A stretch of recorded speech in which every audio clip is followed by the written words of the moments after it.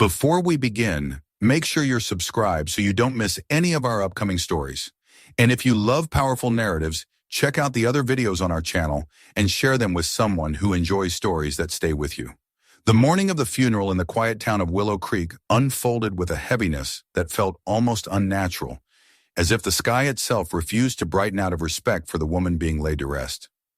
A low mist drifted just above the ground, clinging to gravestones and boots alike, and the churchyard held a stillness that pressed down on every person who had gathered. Mourners spoke in hushed tones, their breaths curling into pale vapor in the chilled air.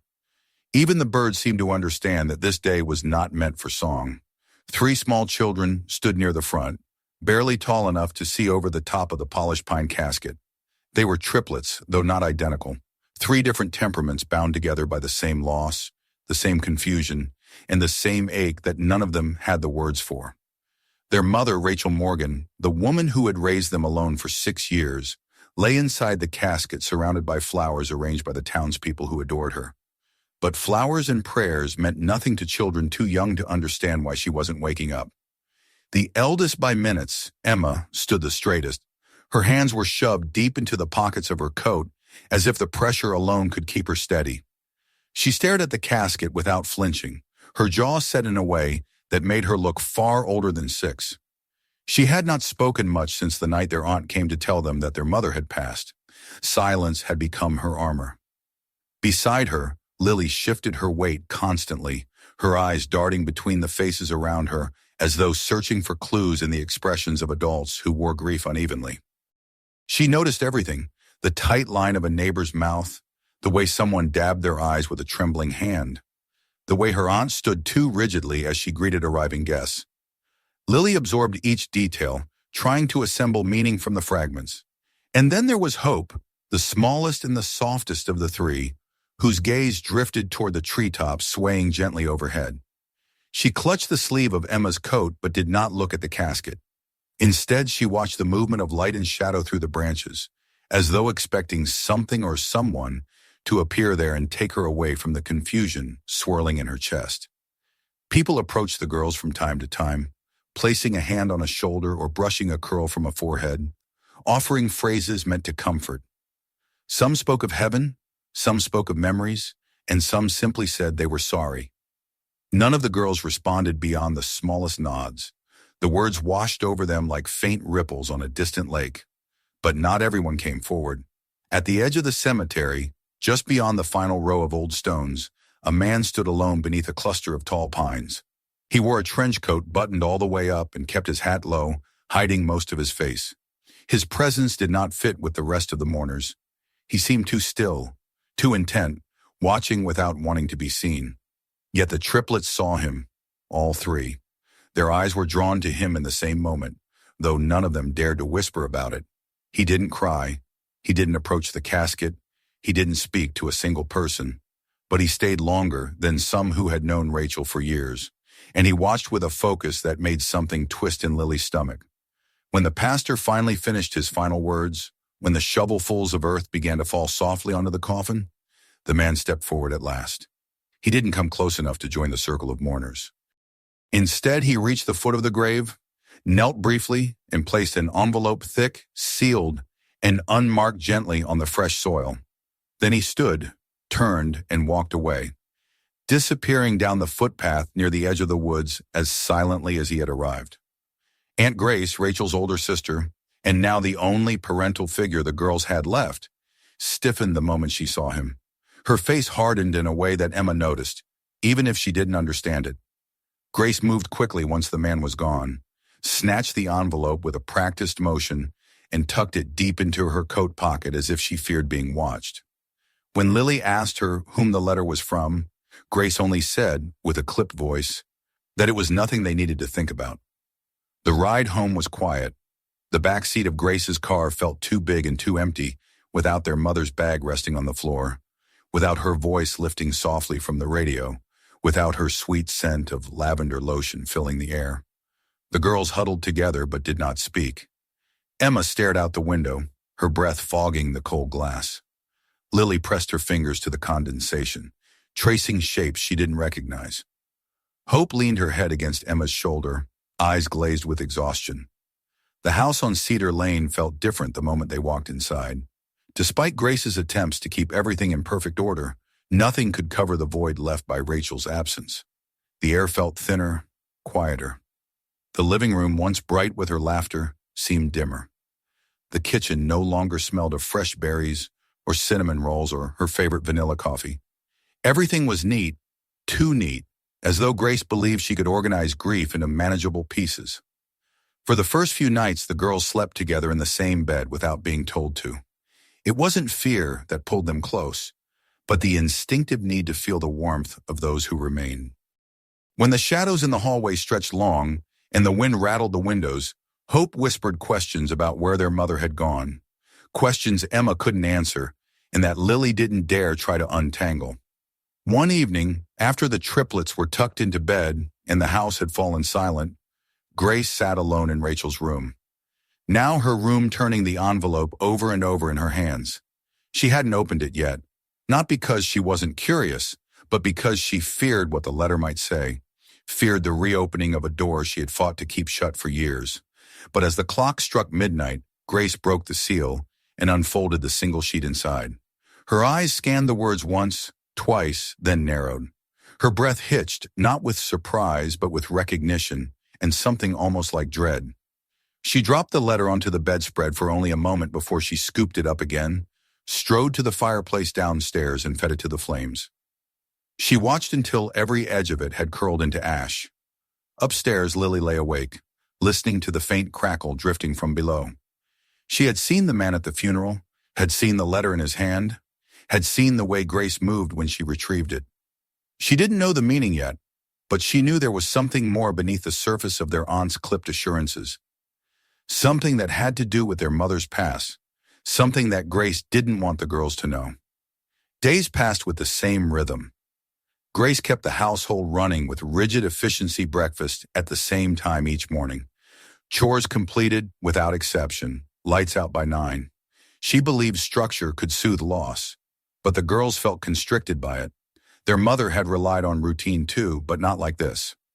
Rachel's routines had been gentle, woven with warmth and small imperfections.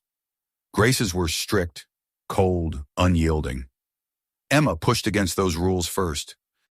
She wandered into the attic when Grace wasn't paying attention. She searched drawers Grace had closed intentionally.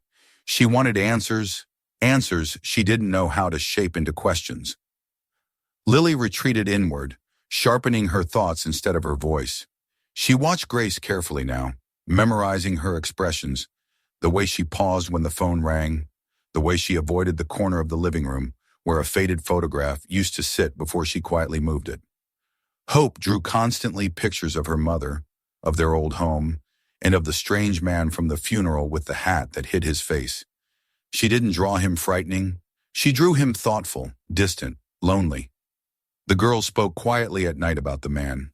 They discussed the envelope, the letter Grace had burned, the expression she had worn when she tucked it away. Emma insisted that the man must have known their mother. Lily suggested he might have known her long before they were born. Hope whispered a question that none of them dared repeat the next morning. What if he was their father?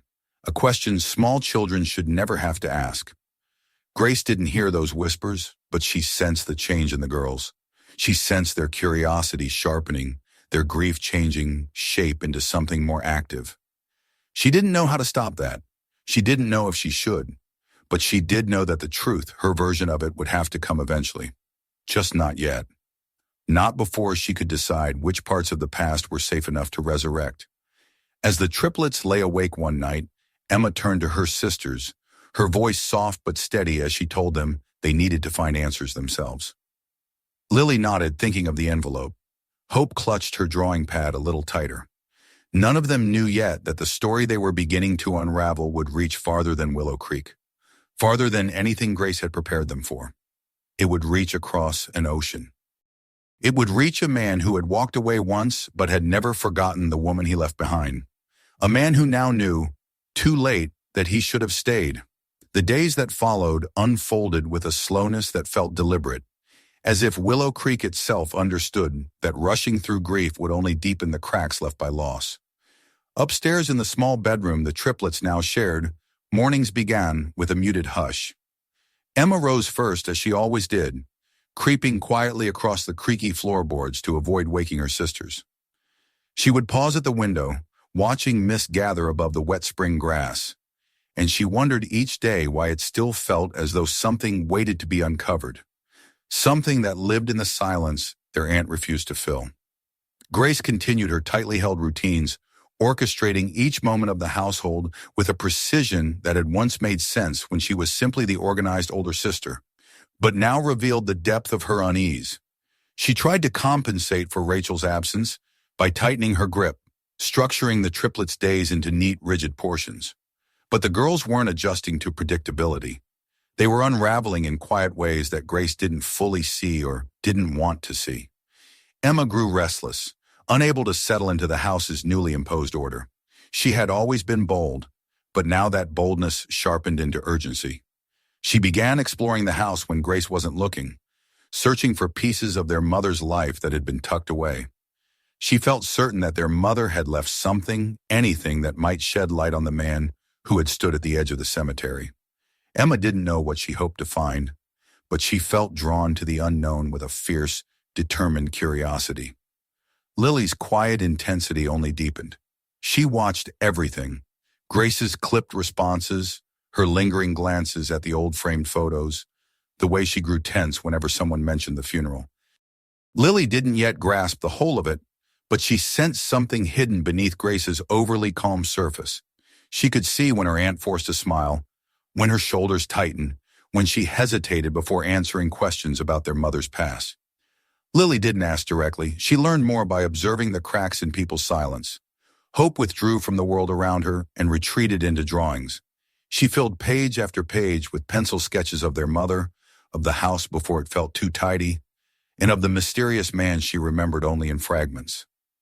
She didn't know his name or why he'd been at the funeral, but she remembered the way he stood apart, as if tethered to a different kind of sorrow. She never drew him smiling. Instead, she sketched him as if he were waiting for something he had already lost. One afternoon, Emma convinced her sisters to follow her up into the attic, a dusty, dim space that Grace rarely entered. Cobwebs hung between old trunks and boxes, and a single bulb dangling from the ceiling cast long shadows across the wooden floor. Emma felt certain that something was here, something important. The three of them rummaged through boxes labeled with faded marker: winter coats, Christmas, kitchen old, and finally one with their mother's name on it. Their breath caught when they saw it. Inside were pieces of Rachel's life that Grace hadn't thought to hide, or perhaps hadn't yet had the heart to sort. There were old college textbooks with notes made in the margins, faded photographs of her with friends, a scarf still carrying the faint scent of jasmine, and at the bottom of the box, a journal wrapped in a worn denim cover. Emma opened it before Lily could caution her to be gentle. Most of the entries were ordinary notes about work, to-do lists, reminders about groceries or doctor appointments, but tucked between the pages was a folded photograph. It showed their mother sitting on a bench near a campus fountain, laughing at something outside the frame. A man's arm rested across her shoulders, but the rest of him had been deliberately cut out of the picture. The clean, straight edge made Lily's heart tighten. Someone had removed him intentionally. They stared at the picture for a long time, none of them speaking until Hope whispered the thought they all shared. This man had to be the one from the funeral. Emma hid the journal beneath her jacket before they climbed back down the attic ladder. She didn't know where their aunt stood in all of this, but she knew instinctively that the journal wasn't something Grace would want them to have. She couldn't yet guess why, but she felt that the truth, once uncovered, would not be a simple one. Grace grew more watchful in the days that followed. She seemed to realize the girls knew more than they should, although she didn't know what they had found. She became sharper with her questions, quicker to close drawers after opening them, more insistent about time spent on homework or chores. Something inside her shifted fear, perhaps, or guilt, and it hung in the air like humidity before a storm. One afternoon, while the girls worked on their reading assignments at the dining table, Grace finally addressed the tension simmering beneath their quiet cooperation. She folded her hands and looked at them with an expression that hovered between firmness and fragility. She said she would tell them what she could about their father, about the past, about things Rachel had chosen not to share. She explained that their mother had met a man in graduate school, a visiting researcher from another country, someone thoughtful but pulled inevitably toward a life far away. She said their mother had loved him, but he had left before he knew the full truth. Grace insisted that Rachel had chosen not to tell him she was expecting, that she had believed it was better that way. Lily sensed the hesitation in her aunt's voice. There was something missing from the story, something Grace either didn't know or didn't want to reveal. Emma, frustrated, asked why their mother hadn't told them about him, why she'd never mentioned his name, or sent letters or kept pictures. Grace insisted it had been Rachel's decision, that she wanted the girls to grow up secure and unburdened by questions she believed would bring only heartache. Hope asked whether the man had cared for their mother. Grace paused too long before answering, saying only that their mother had cared deeply for him. Later that night, after Grace had gone to bed, the girls gathered beneath Emma's blanket with a flashlight. They opened the denim-covered journal again and examined the photographs tucked inside. They whispered about the stranger with the gentle posture and the hidden face. They speculated about his life, his choices, and whether their mother had been afraid or heartbroken or simply trying to protect them all. The journal didn't contain letters, but now that they knew where Grace had hidden things, they began searching the house with new purpose. It was Lily who found the next piece. In a shoebox high in Grace's closet, hidden behind a stack of old tax forms, were letters, dozens of them, all addressed to their mother, handwritten by a man named Daniel Mercer. The triplets stared at the name for a long time, savoring the way it sounded, the way the letters curled across the envelopes. Their mother had kept every one. When they opened the letters, they entered a different world, one their mother had never shown them. Daniel wrote about long nights spent studying, about hopes for the future, about places he wanted to take her someday. His words were gentle and thoughtful, the writing of a man who cherished the woman he addressed. The letters grew increasingly desperate toward the end. He asked why she hadn't responded, whether he had done something wrong, pleaded for her to tell him anything at all. His final letter was the shortest, a single paragraph saying he would come back for her if she asked, but that he feared she had made her choice. He said he hoped she would remember him with kindness. The girls didn't speak for several minutes after reading that last one. Hope ran her fingers over the faded ink as if trying to absorb the man's longing through her skin. Lily swallowed hard, realizing their mother had cut ties with him without explanation. Emma clenched the letters tighter, wondering why their mother had walked away from someone who had loved her so openly. That night, after a long silence among them, the girls wrote their own letter. They kept it simple. They didn't reveal their identities or their relationship to him. They asked only if he had known Rachel Morgan and if he remembered her still. Emma addressed it to the university listed on one of the envelopes. They slipped it into the outgoing mail when Grace wasn't looking. The next days were filled with a pulsing anticipation. The girls became watchers of mail slots and listeners of footsteps. They tried to carry on as though everything was unchanged, but their curiosity overshadowed everything else. Emma felt the tension like a string pulled too tight in her chest. Lily read the old letters again and again, memorizing phrases and trying to understand the gaps. Hope drew pictures of a man they had never truly seen, but felt they somehow knew.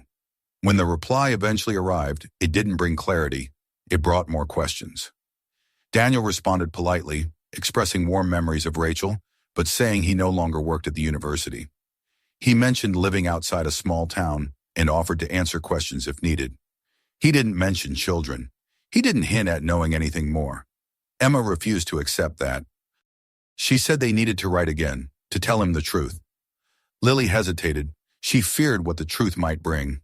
Hope, however, believed with a soft certainty that if he knew about them, he would care. Grace sensed the shift again, but didn't intervene this time. She watched the girls with a quiet resignation, recognizing that she couldn't shield them from wanting answers. She brought out a small wooden box filled with more of Rachel's belongings, journals, small keepsakes, poetry written in their mother's distinct handwriting. It was the first time she had voluntarily opened the door to the past. In the quiet glow of the living room lamp, the triplets read their mother's words aloud. Some poems were hopeful, others full of longing for someone she never named. Emma wondered if the absence of a name was intentional. Lily thought it was a wound their mother had tried to bury. Hope said softly that the poem sounded lonely. The night felt different, warmer, fuller, though sorrow hung like a thin veil over everything. The girls sensed they were walking into a story bigger than they had expected, one their mother had never finished telling. They wrote Daniel again the next morning. This time they didn't hide who they were. They told him their names, their ages, and that Rachel Morgan had been their mother. They didn't accuse him or plead with him. They asked only if he wished to know them, if he believed what they were telling him, and if he wanted the chance to understand the life their mother had built. As they walked to the mailbox together, Emma holding the envelope carefully as though it were fragile, Lily lifting the lid, and Hope dropping the letter inside, a sense of purpose moved among them. They did not know how he would respond. They did not know if their aunt would approve of what they had done. They did not know if the truth they were seeking would comfort them or wound them, but they knew they had taken the first step toward it. When they returned to the house, the air felt lighter, though nothing had changed yet. Emma stood by the window longer than usual. Lily pressed her palm against the warm glass. Hope looked up at the sky, imagining a road stretching far beyond Willow Creek. None of them knew that across the country, in a quiet town Daniel now called home, a man had just received the letter that would shift the course of all their lives. The weeks that followed drifted into a muted rhythm, as though the house itself were holding its breath. The triplets went about their days almost as usual, yet everything they did carried a quiet undercurrent of expectation. They didn't speak often about the letter they had sent to Daniel, at least not in front of Grace, but it hovered in the air like a shared secret, shaping their thoughts and settling in the spaces between their conversations. Even the ordinary felt changed. When Emma crossed the living room to fetch a book, she would pause near the window without meaning to, glancing toward the street before continuing on. Lily developed a habit of touching the mailbox whenever she passed it, as though checking for warmth or some lingering sign of life. Hope drew more than ever, filling her sketchbook with imagined landscapes of a distant coast lined with trees she had never seen and sunsets she had never witnessed. She sketched a faint figure standing near a lighthouse, blurred as if seen through mist. She didn't label him, but her sisters knew. March swept into Willow Creek with cool winds and restless skies. Rain drummed against the roof almost daily, turning the yard into patches of mud and bright green grass. The triplets watched it through the windows, wondering if the same storms reached the distant town where Daniel lived. They wondered if he had read their letter the moment it arrived or waited before opening it. They wondered whether his hands had trembled. They wondered whether his silence was hesitation, disbelief, or simply the slow machinery of distance. It was on an afternoon softened by steady rain that the doorbell rang. The sound startled the girls, tearing them from their separate corners of the living room. Grace wasn't home.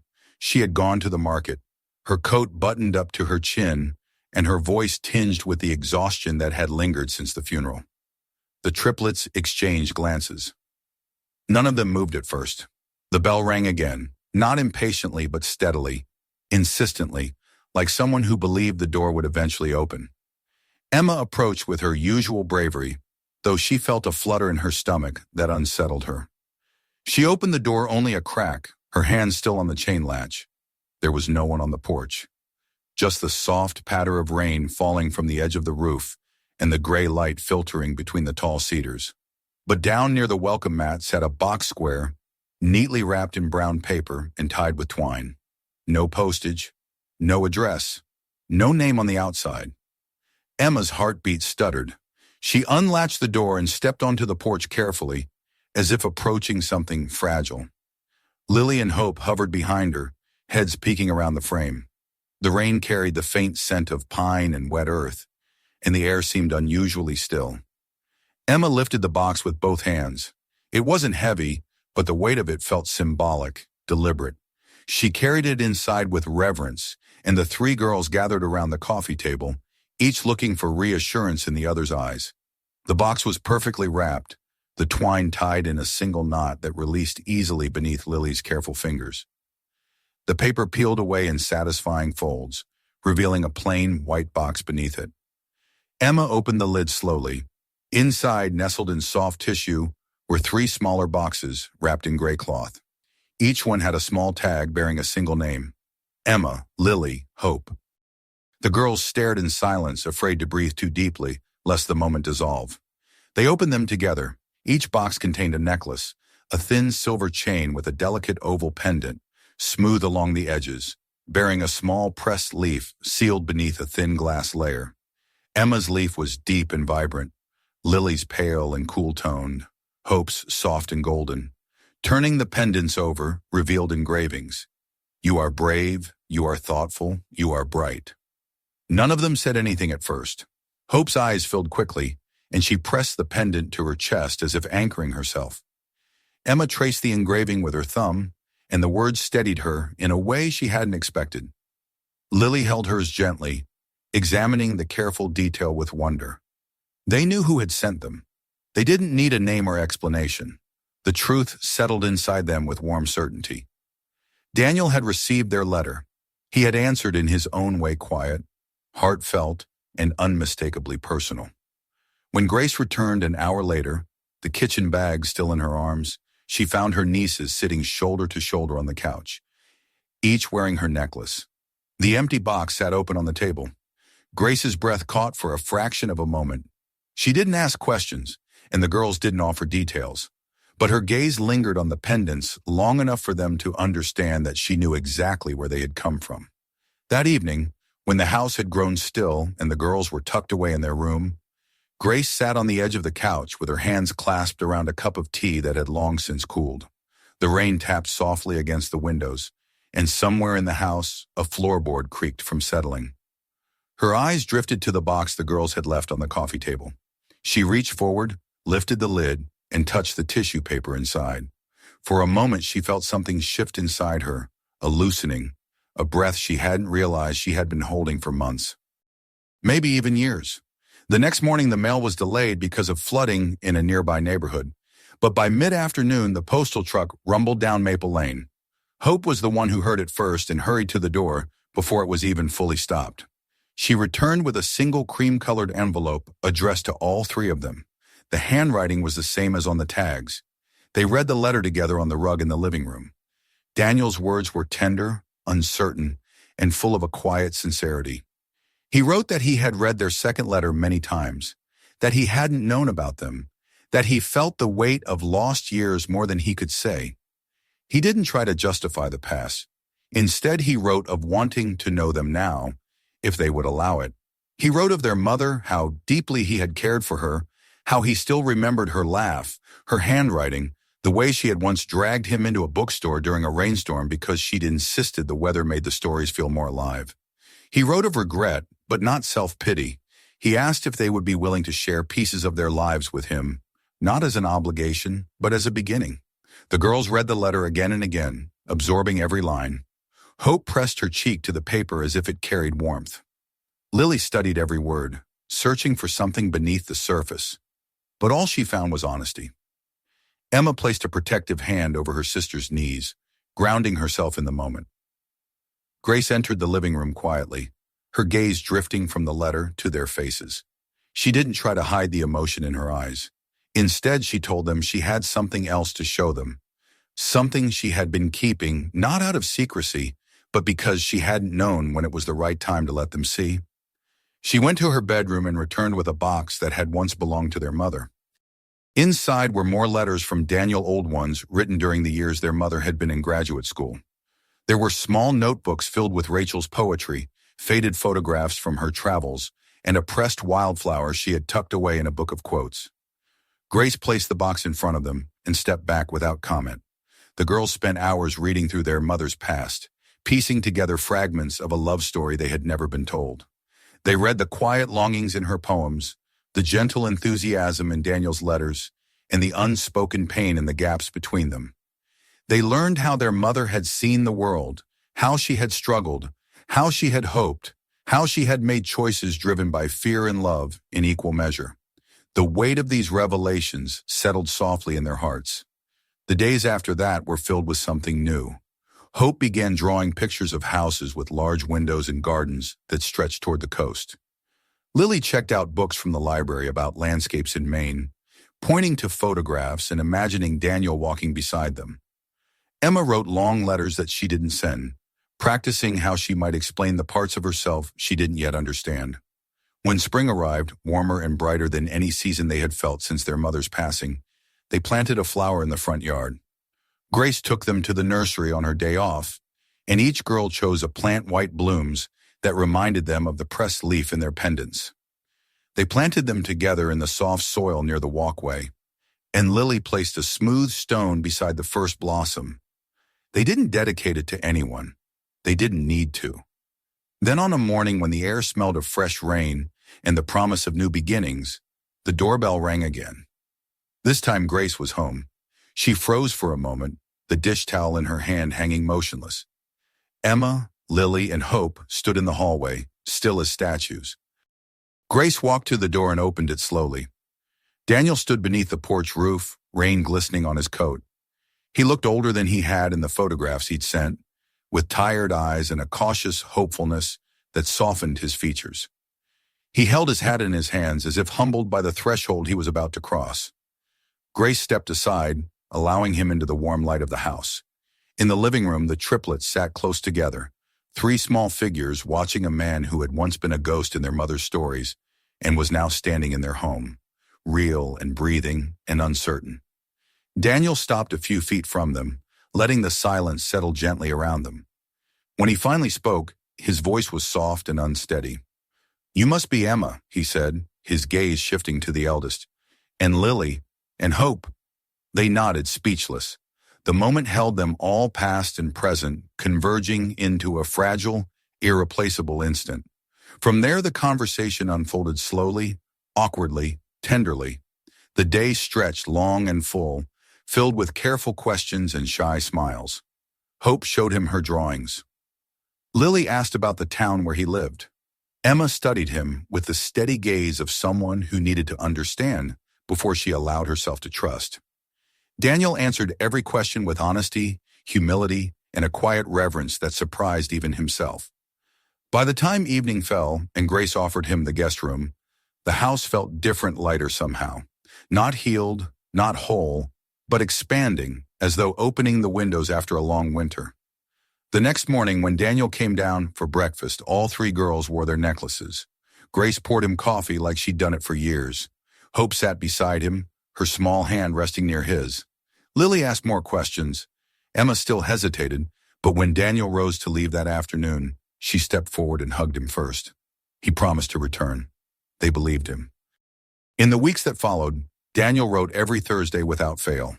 Some letters were long, filled with stories about his childhood and the quiet routines of his life. Others were short, just a few lines, but they always ended the same way, with hope for the next time. He sent photographs, pressed leaves, recorded lullabies, and once a picture of a bookstore he thought their mother would have loved. One April morning, they ran outside to see their planted flower blooming.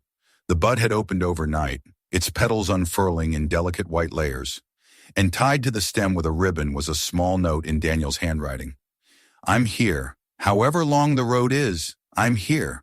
It was not the end of their story, it was the beginning. If you enjoyed this video, make sure to subscribe for more stories like this. Don't forget to check out the next episodes and our other videos as well. And if this one resonated with you, share it with someone who might love it too.